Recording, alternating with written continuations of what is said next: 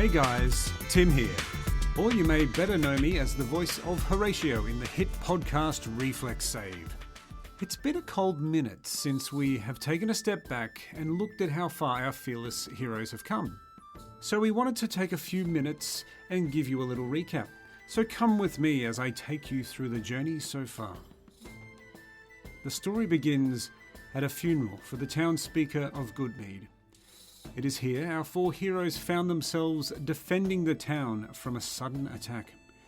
As a result, the Moon Druid Sveta, played by Jen, the Law Bard Carnelian, played by Zimmer, the Hexblade Warlock Woden, played by Andrew, and the Grave Domain Cleric Horatio, played by myself, are given a job from the town to deliver mead to the far reaches of the Ten Towns.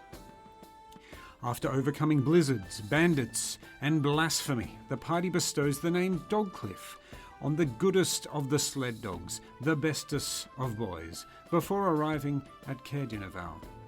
There, a treat of warm apple chowder leads to a rout of cultists, most notably Woden's charming best friend Terry, that had taken over the local castle. The mead sled then slid on into Caer Konig, where a drunk, dragonborn townspeaker deputized the party to find some items that had gone missing from the town. On a bender that began after Woden saw the face of his god, our heroes drunkenly set out for the stolen goods, which in turn leads them to a Duergar bunker at the foot of a mountain. After fighting their way into the bunker, our heroes uncovered a Duergar plot to infiltrate the Ten Towns and acquire rare crystals known as Shardolin. While returning with the stolen goods, two of our heroes, whose deities had recently exerted their influence more strongly, found themselves in conflict in a dramatic clash in beliefs. With tensions running high, the goods were returned and the party then set off for Goodmead. Along the way, our heroes made a brief stop back in Caerdinaval, where the party learned of missing individuals reported in the Ten Towns. This piqued Carnelian's interest, as up until recently he had been a missing person himself. From here, Sveta adopted an orphaned baby owlbear, who she named Otto, on the final leg of the journey back to Goodmead. On returning the empty mead sled, our party learned of another attack on the town by a fearsome creature known as a Verbeeg. Deciding to put an end to Goodmead's misfortune, our heroes tracked the Verbeeg back to its lair. After a fierce battle, the party returned to Goodmead victorious. However, the town's drunken revelry was bittersweet. The adventurers had learned of a second Verbeeg mate that had escaped.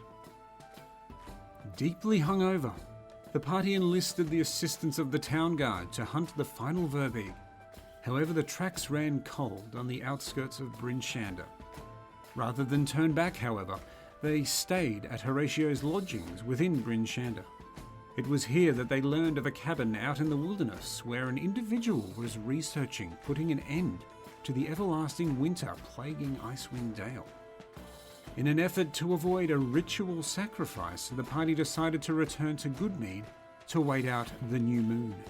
It was here that our heroes found themselves battling their own personal demons, and only by trusting in one another did they survive the night. In the morning, the party decided to head to East Haven to investigate clues they had discovered regarding the Duergar infiltration. This led them to an ice-locked ferry on the East Haven docks, where more Duergar blood was spilled, and more details of a plot to take over the Ten Towns were discovered. After a spooky seance at the White Lady Inn, the party pursued a lead at East Haven General Hospital, where one of Carnelian's missing persons had turned up. After triggering a patient breakdown, Carnelian recalls memories of escaping strange creatures on an alien ship crashed in the mountains to the south. After this revelation, the party raced out to try and locate the whereabouts of the crash site. After a brutal combat with a series of monstrous creatures, the adventurers locate the downed ship.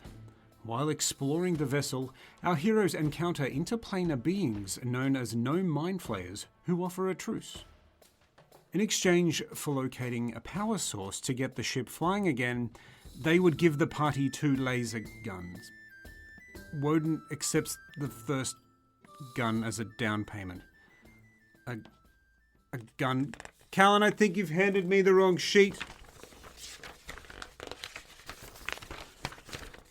It's got to be the wrong sheet. Callan, I think you've handed me the wrong sheet. It's got to be that. Who sheet, man? No, it's true. Absolute fucking madman. What other crazy hijinks can this mob of adventurers get up to? Keep listening to Hit Podcast Reflex Save to find out. And thank you for listening. Hey, Callan, will a sales work on